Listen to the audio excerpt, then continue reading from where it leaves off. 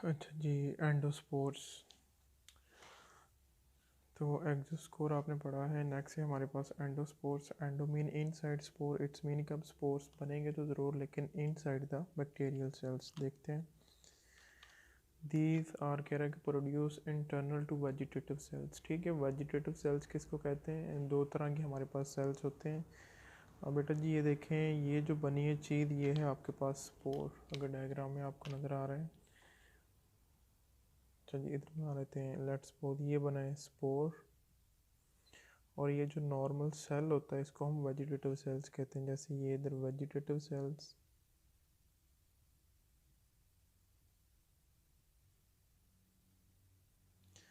और ये स्पोर। जो वेजिटेटिव सेल्स होता है, ये नॉर्मल सेल होता है, ये अपनी ग्रोथ को कंटिन्यू रखता है। यहाँ ये अपनी अगर ये ख़त्म हो जाए सेल, तो ये वेजिटेटिव सेल्स भी ख़त्म हो जाता है।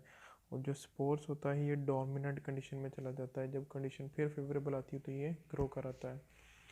अच्छा जी, फॉर्मेशन ये बनता किस तरह है? These are metabolically dominant and formed at late stage of growth. ठीक है, तो जो लेट स्टेज ऑफ ग्रोथ है, आगे आएगी ग्रोथ इन बैक्टीरिया, तो बिल्कुल लेट स्टेज में, बाद में बैक्टीरिया जो है इनकी डेथ होना स्टार्ट हो जाती है, इनकी डेथ होना शुरू हो जाती है। तो जब इनकी डेथ होती है तो इनकी कोशिश होती है कि जो इनका जेनेटिक मटेरियल है उसको एक थिक वॉल के अंदर पैक करके उसका स्पोर बना के ये खुद मर जाए। जैसे ये देखिए इधर ये बैक्टीरिया है, इसके अंदर ही जेनेटिक मटेरियल थोड़ा सा एक साइड पे गया, और थोड़ा सा एक साइड पे जाके इसने यहाँ पे ये क्रॉस वॉल बनाई। ठीक है, ये क्रॉस वॉल बन गई यूँ, और ये एक अलग से स्पोर का स्ट्रक्चर बन के अलग हो गया। और ये जो पिछला सेल बैक्टीरियल ओरिजिनल सेल होता है, इसकी डेथ हो जाती है, ये ख़त्म हो जाता है।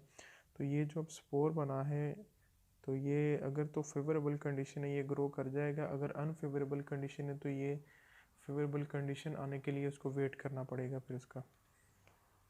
अच्छा जी, रेजिस्टेंट, ये अब किन किन चीज़ों के लिए रेजिस्टेंट होता है? These are resistant to physical environment, जैसा कि light, high temperature, desiccation, pH, chemical agent वगैरह। ठीक है, ये सारी इनके लिए जो है ये फ्लक्चुएशन होती है। इन फ्लक्चुएशन से टॉलरेट करने के लिए ये स्पोर बना लेता है। एक्सेसिव लाइट इसको ना डैमेज करे, हाई टेम्परेचर इसको ना डिस्टर्ब करे, डेजिकेशन यानी पानी की कमी की वजह से इसके सेल ना मुतासर हो, पीएच, केमिकल एक्स्ट्रा। उसके बाद है जर्मिनेशन।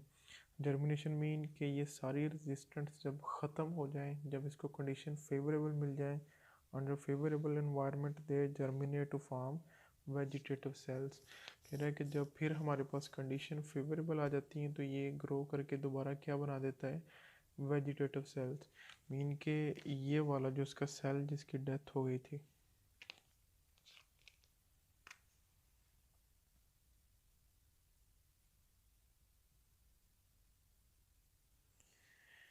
क्योंकि लेट ग्रोथ में इनके बैक्टीरिया की डेथ या डिक्लाइन होना शुरू हो जाते हैं, तो इसकी जब डेथ हो गई थी ये दोबारा फिर बन जाता है जर्मिनेशन के थ्रू।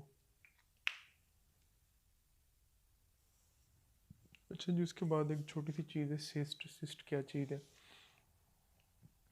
सिस्ट के बारे में कह रहा है कि डोमिनेंट थिक वॉल। ठीक है, डोमिनेंट होता है ये भी, रेस्टिंग फेज में होता है, और दूसरी बात कि ये भी थिक वॉल्ड होता है, इसकी वॉल काफ़ी ज़्यादा थिक होती है। Desiccation resistance bodies are called cyst, ये इसकी डेफिनेशन है। जर्मिनेट अंडर फेवरेबल कंडीशंस, तो ये भी कब जर्मिनेट करेगा? जब कंडीशंस फेवरेबल हो जाएंगी। समटाइम्स स्पोर और सिस्ट में फ़र्क आ जाता है, शॉर्ट क्वेश्चन के तौर पे ये आपने फ़र्क रखना है। अब ये जो सिस्ट होता है ये ज़्यादा मैकेनिकल इंजरीज को, ज़्यादा एनवायरमेंटल फ्लक्चुएशन को के साथ कॉप करने की ज़्यादा सलाहियत रखता है स्पोर की निस्बत। अच्छा जी, उसके बाद है आगे एक छोटा सा टॉपिक है रेस्पिरेशन इन बैक्टीरिया, कि बैक्टीरिया में रेस्पिरेशन किस तरह होती है। डेफिनेशन लिखिए, पहले ज़रा डेफिनेशन देखिए। A process in which energy is made available to cell in step by step breakdown of organic compounds. ठीक है, जैसे हमारी बॉडी में भी ऑर्गेनिक कंपाउंड ढूंढते हैं, ग्लूकोज वगैरह, उससे हमें भी एनर्जी मिलती है।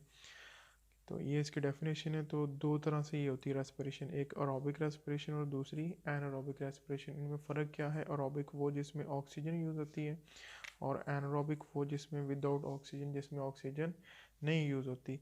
अगर एरोबिक बैक्टीरिया हम देखें तो कह रहा है कि are able to grow in presence of oxygen, तो अल्टीमेटली ये वही बैक्टीरिया होंगे जो कि हमारे पास ऑक्सीजन की मौजूदगी में ग्रो कर सकते हैं। इनकी एग्जांपल मैंने लिखी है कि सूडोमोनास बैक्टीरिया जो हैं ये ऑक्सीजन की मौजूदगी में ग्रो करने की सलाहियत रखते हैं।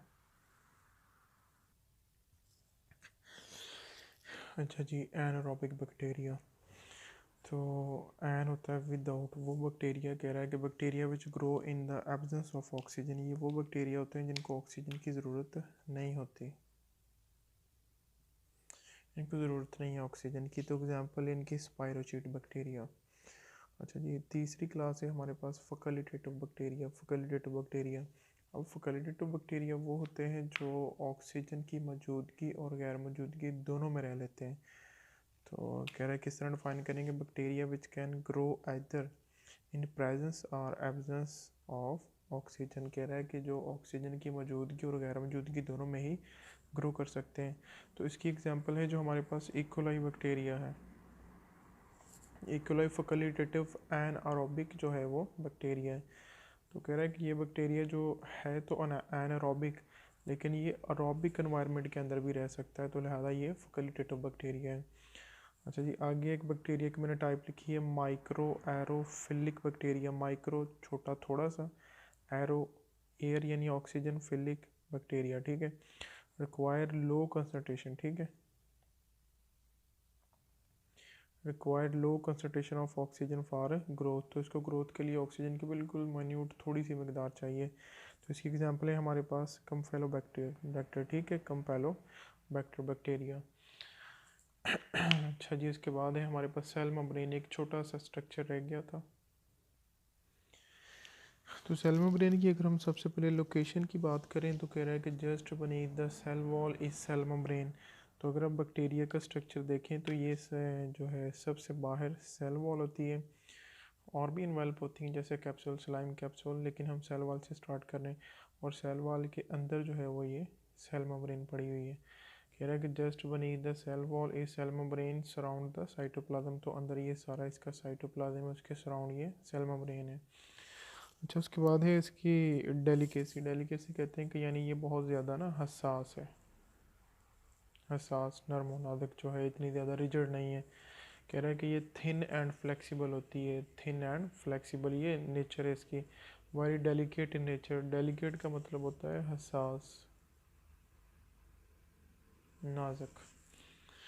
Any damage result in the death of cell, तो अगर ये डैमेज होगी तो अल्टीमेटली जो सेल है वो सर्वाइव नहीं कर पाता, तो सेल की भी डेथ हो जाती है। अच्छा, उसके बाद है डिफर, फ़र्क। एक हमारे पास होता है प्रोकैरियोटिक सेल और दूसरा होता है यूकैरियोटिक सेल। तो ये सेल मेम्ब्रेन जो है ये बैक्टीरिया है ना, तो ये बैक्टीरिया आपके पास प्रोकैरियोट्स है।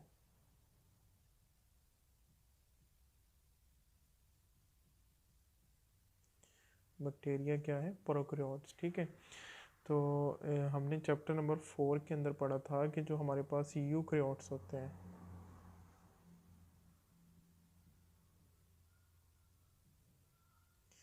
यूकैरियोटिक सेल के इर्द गिर्द भी मेम्ब्रेन होती है, हम वहाँ पढ़ के आए। अब कह रहा है कि यूकैरियोट्स की मेम्ब्रेन और प्रोकैरियोट्स की सेल मेम्ब्रेन में फ़र्क है। वो क्या फ़र्क है? यहाँ उसने आपके सामने लिखा हुआ है, फ्रॉम यूकैरियोट्स लेकिंग स्टीरोल्स, ठीक है। यहाँ उसने एक कंपाउंड लिखा हुआ है, sterol is a type of lipid, ठीक है। जैसे कि कोलेस्ट्रॉल इसका दूसरा नाम है। कह रहा है कि जो आपके पास बैक्टीरिया की वॉल होती है उसके अंदर ये लिपिड, स्टीरोल, कोलेस्ट्रॉल नहीं पाया जाता, जिस वजह से कह रहा है कि ये बहुत ज़्यादा डेलिकेट होती है, बहुत ज़्यादा जो है थिन होती है, बहुत ज़्यादा फ्लेक्सिबल होती है। लेकिन हमारे पास जो यूकैरियोट्स है, यूकैरियोट्स की कंपोजिशन में हमने पढ़ा था कि लिपिड की एक स्पेशल क्लास है जिसको हमने फॉस्फोलिपिड, फॉस्फोलिपिड का नाम दिया था, वो लिपिड वहाँ पाया जा रहा था। तो ये कह रहा है कि जो यूकैरियोट्स हैं उनके अंदर कह रहा है कि ये लिपिड, फॉस्फोलिपिड, कोलेस्ट्रॉल, स्टीरोल पाया जाता है। कह रहा है कि फ्रॉम यूकैरियोट्स लेकिन स्टीरोल, कोलेस्ट्रॉल, लेकिन प्रोकैरियोट्स के अंदर ये नहीं पाया जाता। ठीक है, तो इसीलिए यूकैरियोट्स की जो मेम्ब्रेन है वो ज़्यादा सख्त होती है प्रोकैरियोट की मेम्ब्रेन की निस्बत। अच्छा, उसके बाद इसके कुछ फंक्शंस लिखे हुए हैं। फंक्शंस में कह रहा है कि रेगुलेट द मटेरियल, मटेरियल्स को रेगुलेट करता है। वो कौन से मटेरियल हैं? प्रोटीन, इलेक्ट्रोलाइट्स, शुगर, और उसके अलावा हमारे पास मेटाबोलाइट्स, न्यूट्रिएंट्स, और इसके अलावा एक और चीज़ लिखी है, कह रहा है कि contain enzyme for RM. RM मैंने रेड मार्कर के साथ ऊपर लिखा हुआ है। R mean respiratory, M mean metabolism. तो रेस्पिरेटरी मेटाबॉलिज्म के लिए भी जो एंजाइम है उनको भी ये रेगुलेट करती है सेल मेम्ब्रेन। अच्छा जी, तो ये आज का जो हमारा ये टॉपिक फ़िलहाल ख़त्म हो गया है। आगे एक छोटा सा स्ट्रक्चर रहता है, तो वो चलो कल करेंगे इंशाल्लाह। थैंक यू, अल्लाह हाफिज़।